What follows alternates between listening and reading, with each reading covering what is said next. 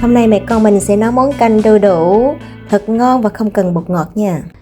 Con nhớ phải cạo hết ruột bên trong, kể cả lớp trắng, nếu không món ăn sẽ bị hăng đó. Để món này ngon, điều quan trọng đầu tiên là phải chọn được cái đu đủ hừng đỏ như vậy nè. Vẫn còn cứng, không xanh, cũng không chín mềm nha con. Sao phải chọn như vậy mẹ? Bởi vì đu đủ xanh thì không ngọt, còn đu đủ chín hơi mềm một chút xíu thôi thì nấu lên sẽ bị nhũn hết, không ngon.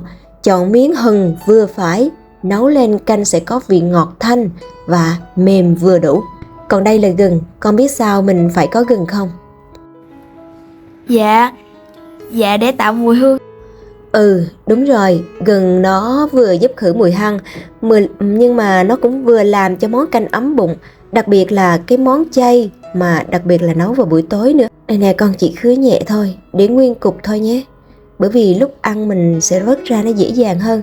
Còn nếu mình cắt lát á, thì lúc mình ăn trúng gừng sẽ cay lắm đó. Bắt đầu nấu nha. Bây giờ con cho một muỗng dầu phụng vào, rồi cho luôn hành tím và gừng vào đi con. Cho mình xào qua xào lại. Đó, khi nó bắt đầu chuyển sang màu cánh gián và thơm lên là được.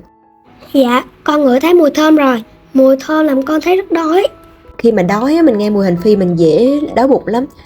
Giờ con tắt bếp 15 giây nha, rồi mới cho đu đủ vào để không có bị văng dầu á. Thông thường thì mẹ thấy là người ta khi nấu canh đu đủ thì người ta đợi cái nước nó sôi rồi mới cho đu đủ vào. Nhưng cách đó thì mẹ cảm thấy là làm cho canh nó bị nhạt. Chính vì canh nhạt nên thường thì người ta phải lại nêm nhiều bột ngọt hơn nữa. Còn mẹ không thích nêm bột ngọt nhiều, nó không tốt cho sức khỏe. Cho nên là mẹ muốn xào có đu đủ trên lửa nhỏ cho nó tiết ra cái vị ngọt tự nhiên.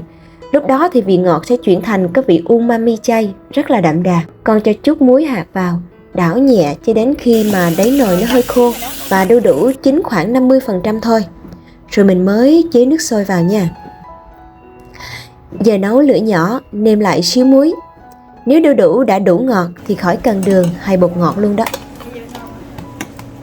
Còn mà ai mà quen ăn bột ngọt á, thì chỉ cần cho một chút xíu bằng hạt đậu thôi.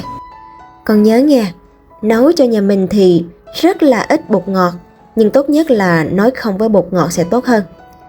Khi đu đủ mà đạt độ chín tới 80% thì con sẽ tắt bếp. Như vậy tắt bếp được rồi nè. Rồi bây giờ mình cho chút tiêu cộng với ít rau thơm vào.